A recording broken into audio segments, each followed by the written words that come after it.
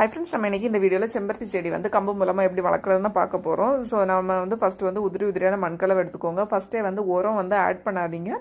So அந்த கம்பு வந்து ஒரு மாதிரி ஃபங்கஸ் பிடிச்ச மாதிரி ஆயிரும். ஸோ உரம் போடாமல் வெறும் மண் மட்டும் வச்சு நீங்கள் நடுங்க. செம்மண்ணில் நடுறது வந்து ரொம்ப நல்லது. ஸோ வந்து கொஞ்சம் கோகோபீட்டோ நீங்கள் ஆட் பண்ணிக்கோங்க. அப்போ அந்த மண் வந்து கொஞ்சம் ஈரத்தன்மையாட்டே இருக்கும். அப்போ வந்து ஈஸியாக கொஞ்சம் வேர் பிடிச்சி வர்றது மாதிரி இருக்கும்.